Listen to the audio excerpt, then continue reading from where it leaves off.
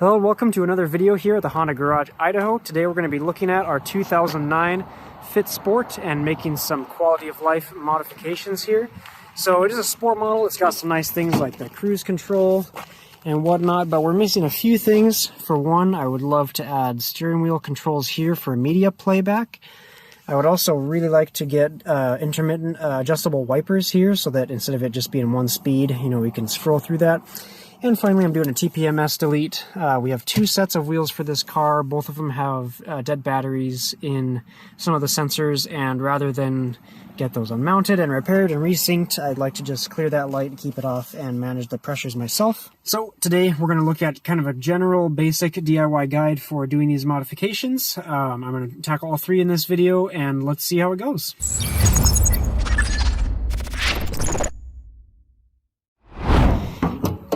Now, because we are working with electronics around the steering wheel and the airbag, it is very crucial to disconnect our battery here to start with. So we're going to loosen this bolt and remove the positive terminal and leave this disconnected for about 20 minutes before I actually start working here to make sure that all the charge has gone out of the system and we don't risk triggering that airbag accidentally. So I disassembled my entire dash for this project. You may not have to do that. You can probably get away with just taking off some of the front trim pieces. I wanted to be able to run my wiring next to the factory harnesses, have easy access to the back of the fuse box, all that. And I'm going to put the instructions for destroying the dashboard in its own separate video. So go ahead and check that out if you want to dive this far into it. But now I've got mine disassembled, so I'm going to go through the actual steps and wiring to get everything hooked up.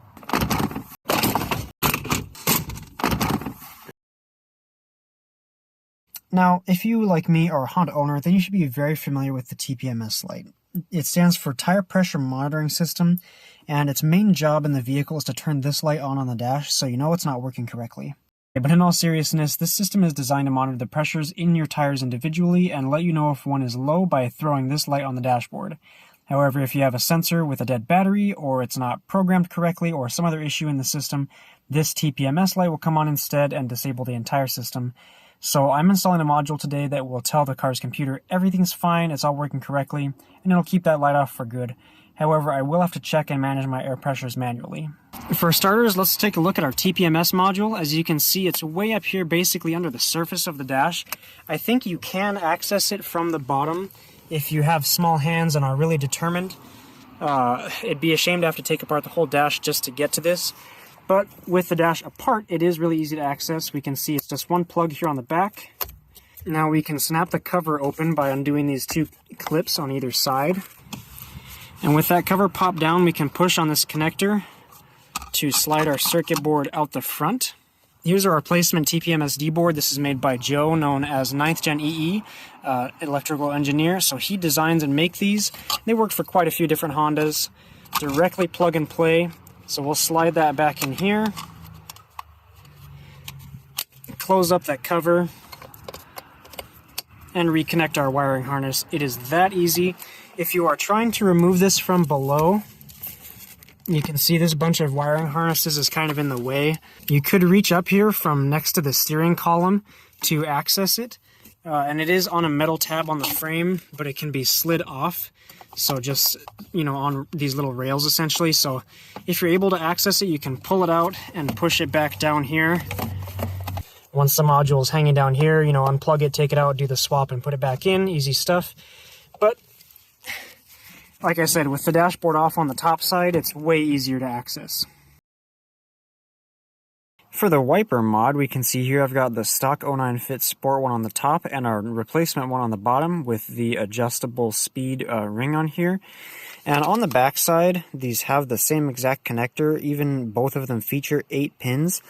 But you'll see on our harness here that the body side is missing one wire. This is where we're going to install our wire for the variable wiper function. Now, before we dive in too far, it should be noted that this variable wiper mod will not work on all GE fits. Canadian fits, you're good. Manual transmission, you're good. If you have an automatic Honda Fit 2nd Gen, the base trim without paddle shifters is the only one this mod will just work on, as I'm about to show you. There's a physical pin missing in the fuse box on the American Sport with paddle shifter models, not just in the harness, but the actual fuse box board has a pin missing coming out the back. So I'm going to show you the steps to get this done regardless, because I'm pre-installing these in my car as well, even though they're not going to work yet. And then I'm going to figure out the trick to getting it working the rest of the way, and I'm going to put that in its own dedicated little video. Okay, so for our wiper mod, we're going to have an extra wire that runs from this plug on the wiper stock past this wiring harness all the way around, and there's a plug on the back of our fuse box we need to access. We're going in from underneath the fuse box. We're going to snake our way past the clutch pedal if you have it. Looking up here, and there's a gap behind the fuse box. You can reach up around.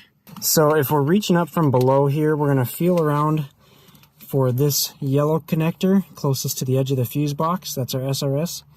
The one right next to that, this green 16-pin connector, is what we're after. There is a locking tab to depress on this side, and then we can pull that up and out of the back of the fuse box. Now I've disconnected a couple of the other plugs on the back of my fuse box here to make it easier to move this around and show you what we're doing. If you don't have your whole dash removed, to get to that plug back here, you can loosen and pull down your fuse box by taking out this 10mm bolt, this 10mm bolt, and then using a screwdriver to press this tab on the side outward toward the door. And this way, once that's done, your fuse box is free to wiggle. Alright, so I've disconnected this relay module from the fuse box just by pushing up on this tab with the flathead and sliding it up off this post. And then of course lowering this all the way back down, and now we can see our connectors here I've loosened. This one, the 16 pin from right here, is what we're working with. And again, if you don't have your whole dash taken apart like I do, you may have limited space and vision to do this, so I ended up taking mine apart just for super easy access and so I can show you better in the video. So to connect that wire on the back of the fuse box to our wiper stock connector here, we're going to need a piece of wire about 3.5 foot long. Anything, 2018 16 gauge should do, doesn't need much. And I'm going to have that route along this factory harness here and tie it along this wire and up here. So on the wiper stock end, we're going to install this pin. I've got the part number for that on the screen, and all of these plugs and pins I'm showing you can buy from various places like Mouser, Corsa Technic, even AliExpress. So just look up these part numbers and get a source wherever you can at a price that works for you. To install this wire in the housing, the first thing we need to do is lift up this white plastic retainer that is keeping all the pins in the housing. They look pretty tiny here, but you can see these little locking ribs on each side, and there's one last one at the bottom that doesn't actually have a rib in it, so we can slide this whole white plastic piece up by pushing the sides inward with some tweezers. Alright, so we're going to squeeze our tweezers in between here and press inward at the same time as we pull up on this top tab. Now we're going to do that for both sides. So now we should see a gap at the bottom between the white retainer and the black plastic, and we should be able to see that the 3 black plastic notches on the housing are in the bottom ones on the retainer and that this top one is empty. So once this is slid all the way up, you can remove wires if you need to by inserting a tweezer in here and lifting up the plastic locking tab. We don't need to remove any, we're just going to insert one. So we'll slide our pin into the housing until we hear the click that it's locked in place. And then we'll push this retainer tab back down to make sure that our wire is secure in the housing. I've got the wire done up with some sheathing, and I'm going to route it along the harnesses with these zip ties here. So as you can see, our new stock is going to slide right in place to the factory one. We'll reinstall those screws, and our connector can be plugged right back in. Okay, so to take this off, again, we're going to take our tweezers, and we're going to slide in here and pry outward gently.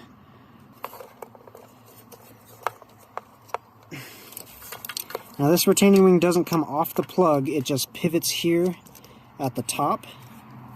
So So you can see now we've got that fully opened. That will let us slide pins into this connector as well. So on the other end of our wire, we're going to install this pin. Here's the number for that, and this is actually the same ones that we'll be using for our clock spring later for the media controls, so just keep that in mind, buy some extras.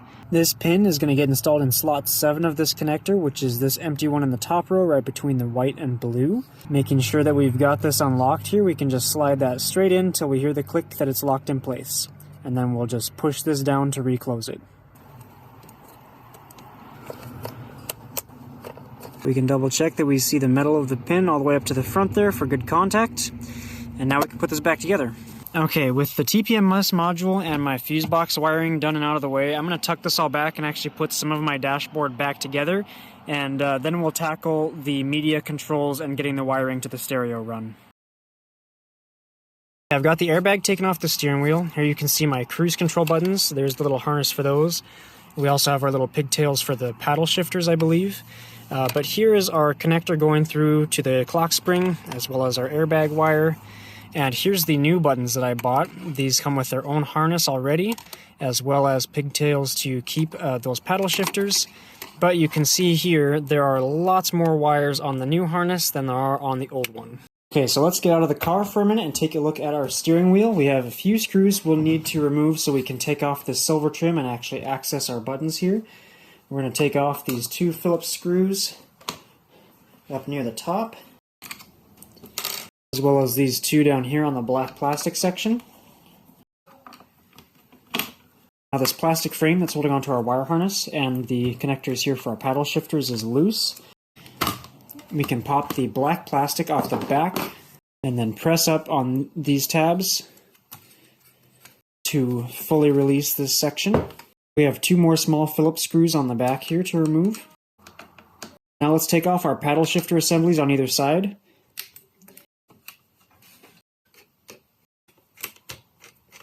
With the paddle shifters removed, we can see 1 more small Phillips screw on each side. Now the silver front plastic can be removed.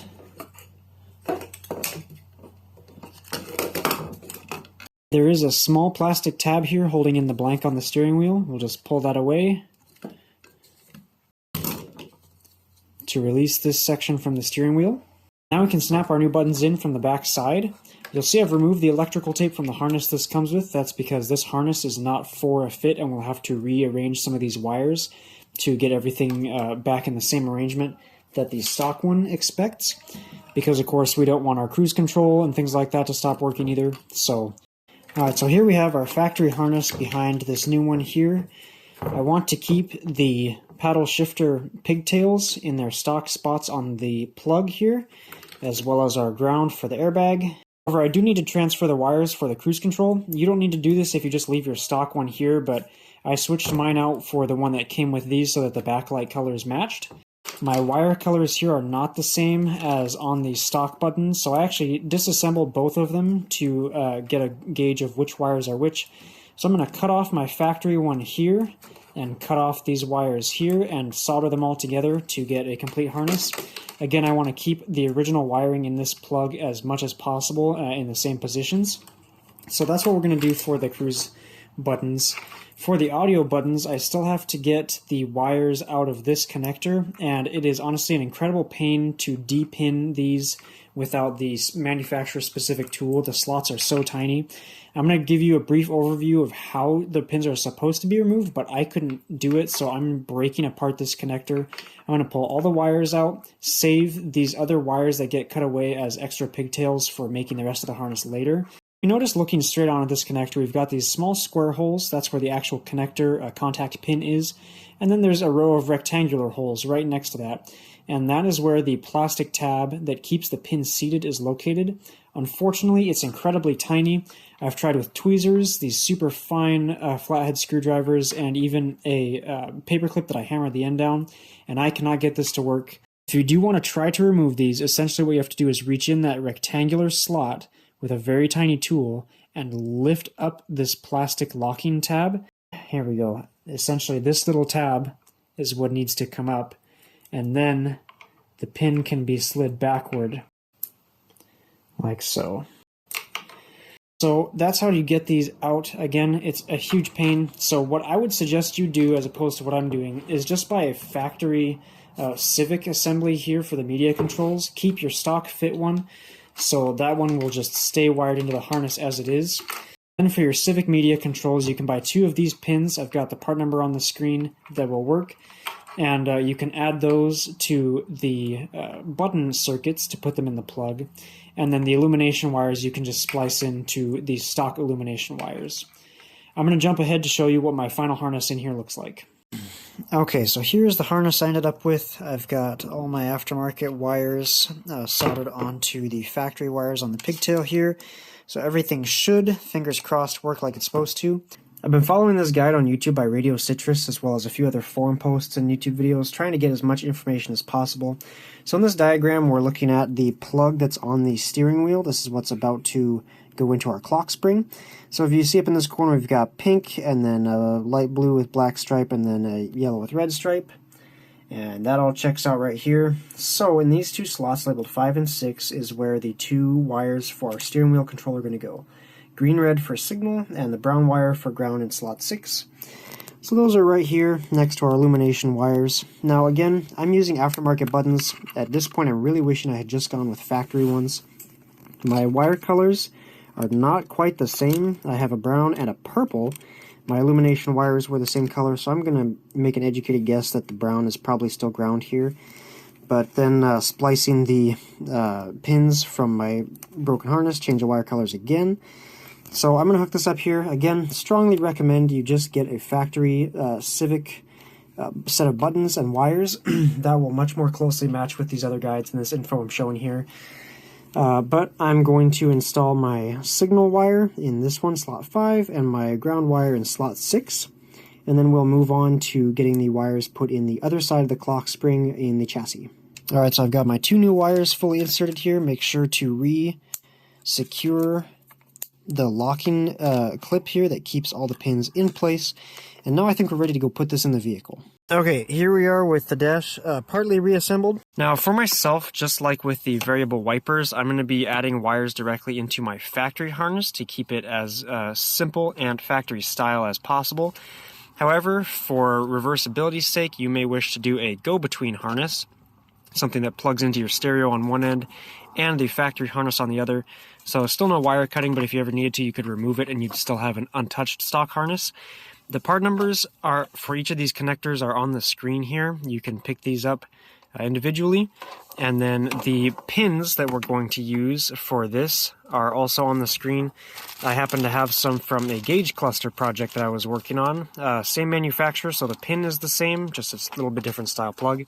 Now, if you need to remove a pin from the harness for some reason, if you put it in the wrong spot or whatever, this black plastic panel first needs to be unlocked, so you can insert tweezers or 2 little screwdrivers or something and pop that outward. Looking at the front here, you can see the small rectangular dots where those pins are, and then there's a little bit larger space beneath each one. You can see a little bit of metal in there, and that is where the release lever for the pin is. Now for myself, I have this paper clip that I've hammered the end down on to make it extra flat, and we can insert it in this gap until it hits the plastic tab in there, and then pry that tab downward. And that will let us release the pin and pull it out the back of the connector.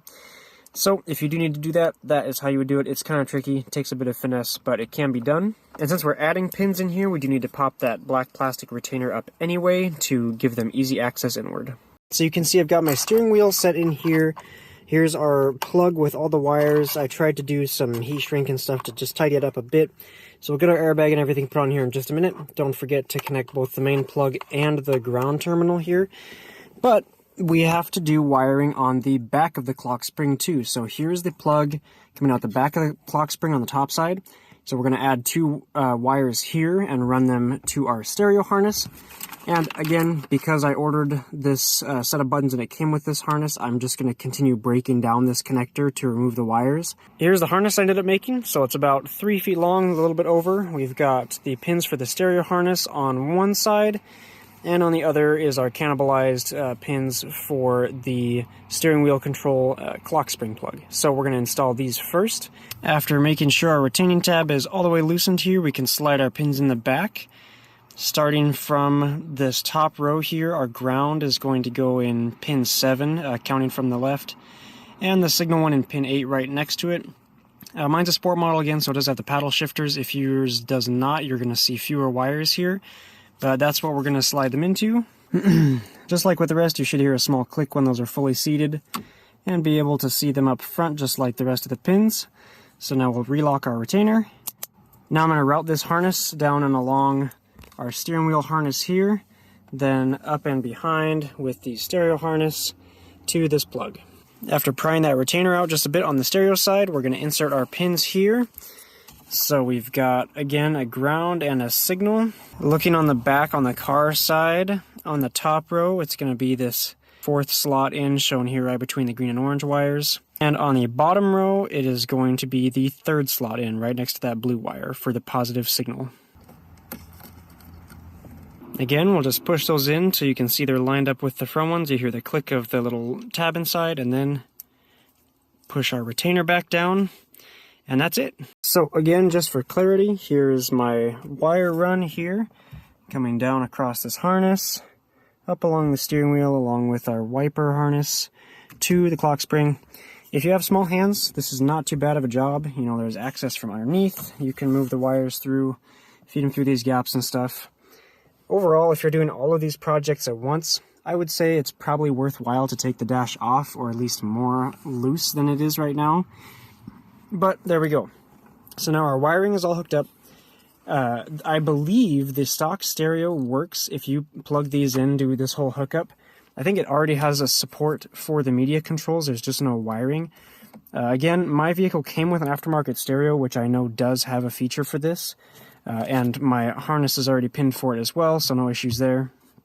But let's get on to the last mod I want to do before I button everything up, hook the battery up, and see if I made a huge mistake. Alright, so the last modification I'm going to look at actually has to do specifically with the aftermarket stereo that came with my vehicle. So if you have a stock radio, this is not something you would need to do. But the factory system is set up with a USB plug here in the glove box for media playback. Now, my Android stereo does support USB, and it comes with this little pigtail here, this adapter, but it's a rather short cable. It just goes right to USB, and if we look in here, this is the factory terminal for the Glovebox USB plug. So I'm going to take a little extra time to make an adapter that will go between them so that I can use this one seamlessly and not have to worry about trying to fit this one in the factory grommet or anything like that. And then again, it's reversible, so if a stock radio gets put back in, we can just use this plug. So for our USB connector on the stereo side, I picked up this plug. This is the MX39 series made by JAE. It's only designed for circuit board mount, so you can see these posts here. It's designed to be pushed through a circuit board and soldered. They do also make a slight different variant with the terminals coming out the back side. I was only able to get a hold of the one with them coming out the bottom, so I just need to test my pins and get this soldered up to the pigtail that came from my stereo harness. As far as I know, the red and black in USB is always power and ground, and then the white and green is our 2 data. But I'm going to use a voltage tester or a continuity tester to double check all my pins in here, make sure I get everything right the first time so I don't short anything out. So based on my observations about the pinouts, looking at the diagrams, this is how I ended up soldering my wires. So we've got our positive, then data ground, data positive, and finally our ground/shield on the 4th pin. So here's the adapter I ended up making. I used probably way more glue line heat shrink than I needed to, but here's our mating plug for the vehicle side, and then our universal plug for the stereo side. Alright, time to reinstall my positive terminal and see if I did any crazy damage to my SRS system. Here we go. Well, nothing went off, so that seems like a good sign. Okay, I guess all that's left to do is fire it up, see if we get any warning lights, and more importantly, see if our newly added features work correctly.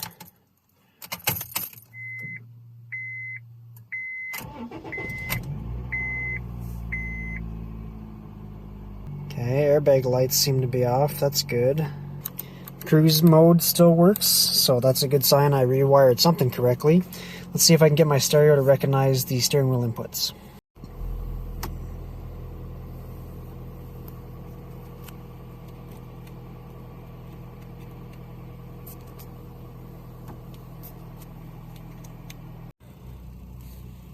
Okay, so it seems the buttons are working well. The only one that has a bit of trouble is the volume up, but I'm going to leave that more to the interpretation of the stereo reading the signals than it is the actual buttons. Overall though, they seem to work great and they programmed pretty quick. Alright, now we've got our factory USB here. Just going to hook it up to this tablet real quick to see if we get power. And as we can see here, we even have USB showing up in our file manager. Okay, so with that, our internal modifications to the electronics are complete. It is a lot of work to go through for just a few buttons, but it is really nice to be driving with these extra features and just have that quality of life improvement to this vehicle. Well, that's about all I have for this video. If you found the information I showed helpful, please let me know. And if you have suggestions on other modifications or repairs you'd like to see video guides on, let me know that as well. But until the next video, thank you so much for watching.